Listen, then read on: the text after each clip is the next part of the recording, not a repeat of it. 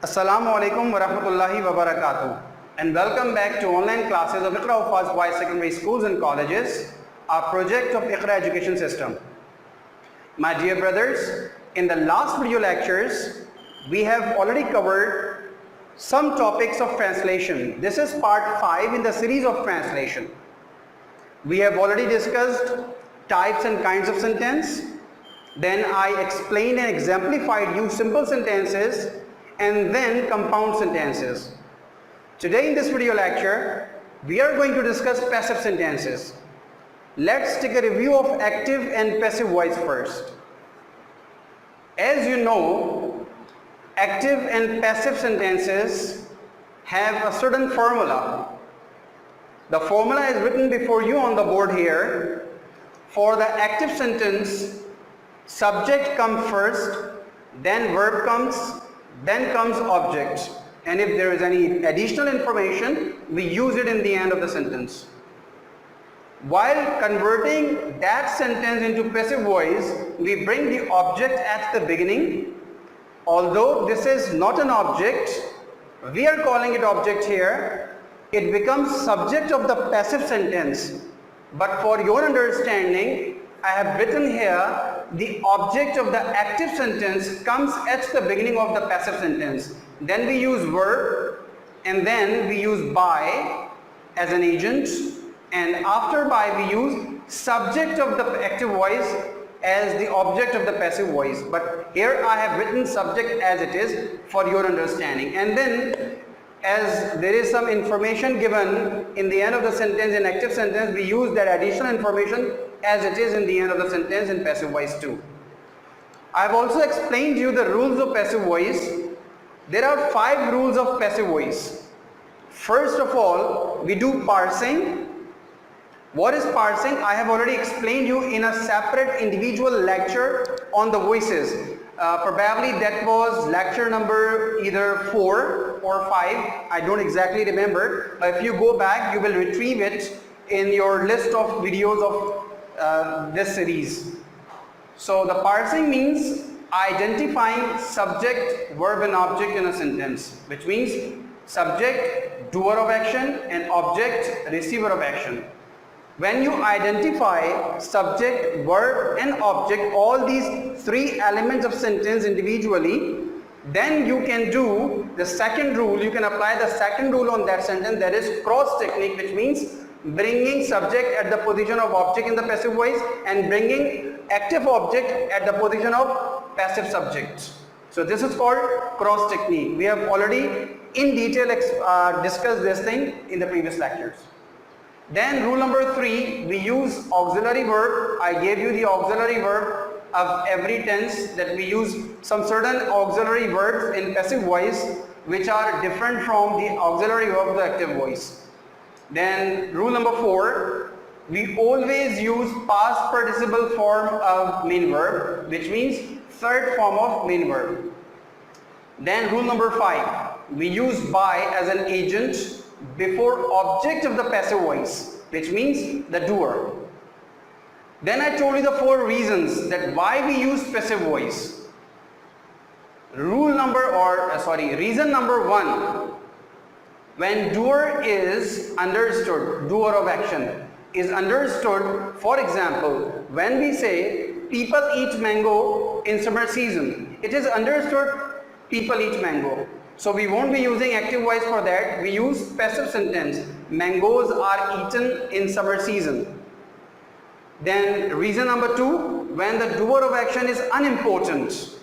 If I say people are chanting slogans against government, it is unimportant to say that people are chanting slogans. What is more important? That slogans are being chanted against the government. Then reason number 3, when the doer of action is unknown, as I exemplified you in that lecture of voices. Somebody has stolen my bike. It is unknown that who has stolen, so we use passive voice for that sentence. My car or my bike has been stolen. Who? Unknown. And reason number 4, when the doer of action is hidden. Here hidden means when a speaker wants to hide the doer of action. For example, if I say that I saw you in the market yesterday, but I want to hide that who saw you, then I will say you were seen in the market yesterday. I hope you have clearly understood and you have taken a review of rules and reasons of passive voice, and you have gone through the formula of passive voice also. Let's go through the sentences of passive voice and translate them from Urdu to English. Before we further go ahead and translate passive sentences from Urdu to English, I would like to remind you 4 points to consider while translating a sentence from Urdu to English. On your left hand side on the board, you can see there are 4 points written which are to be considered while translating a sentence. Number 1, identify the tense. Number 2, identify the case, either it is affirmative, negative or interrogative. Point number 3, apply the rules of that particular tense. And point number 4, translate the sentence. So we start from the sentence number 1 here on the board. हम मैदान में cricket खेलते हैं. If we identify the tense, this is present simple, and when we identify the case, this is affirmative case. Present simple in affirmative case. Then apply the rules of present simple. We use present form of verb. We play cricket in the ground. Sentence number 2. Okay, sentence number 1 is not a passive sentence. This is an active sentence. I am going to convert that active sentence into passive sentence in sentence number 2. मैदान में cricket खेली जाती है हमारे ज़रिए. Cricket is played by us in the ground. You can see that in Urdu sentence I have written हमारे ज़रिए under the brackets. Same as in English sentence, I have written by us under the brackets. The reason why, because in passive sentence we rarely use agent, which means by plus doer of action. Otherwise, we use passive sentence without that agent. If you are asked in examination or in your test that you have to mention the agent in passive sentence, then you will use by and whatever the doer of action there is. Sentence number 3. Schools or colleges सितंबर में खोले जाएंगे. In this sentence you can see schools and colleges will be reopened in September.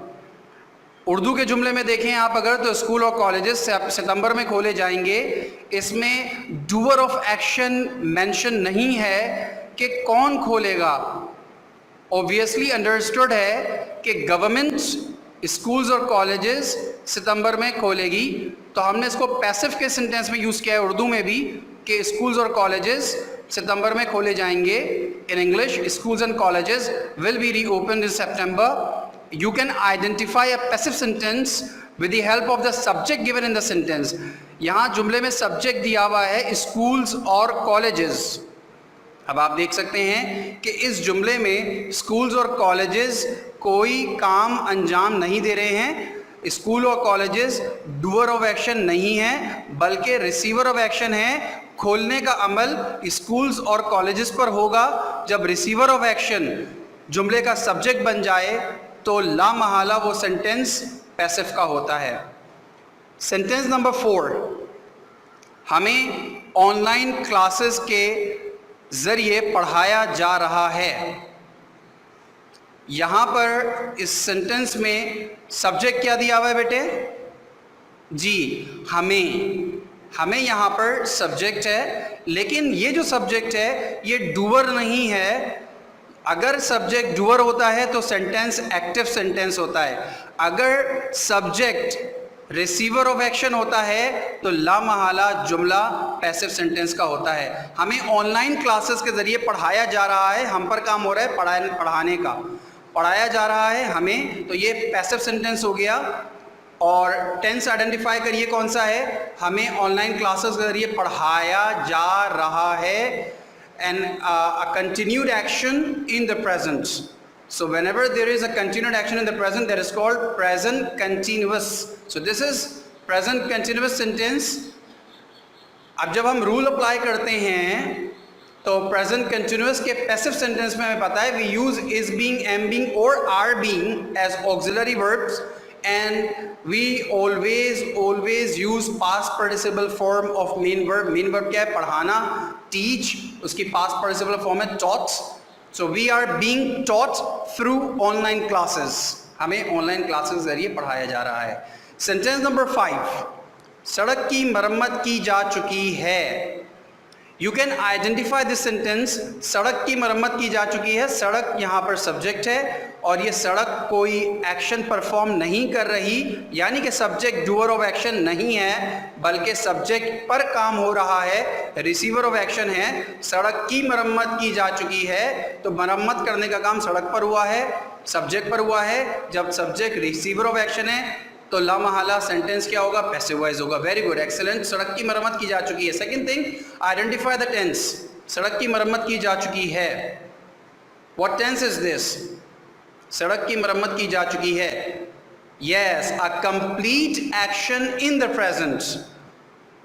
This sentence, सड़क की मरम्मत की जा चुकी है, belongs to present perfect. So in English we will apply the rules of present perfect. In present perfect, in passive voice, we use has been or have been as auxiliary verbs. The road is a singular subject, so we will use has been here. The road has been, and third form of repair is repaired. The road has been repaired. सड़क की मरम्मत की जा चुकी है.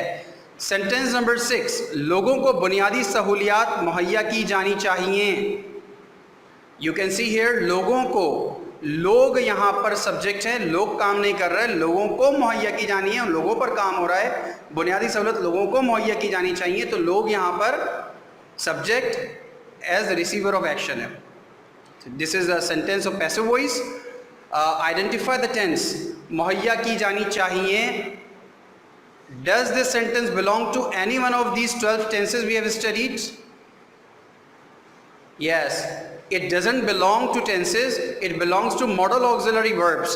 You remember in the earlier classes you people have studied about modal auxiliary verb, which are can, could, will be, able to, should have to, had to, may, might, and so on and so forth.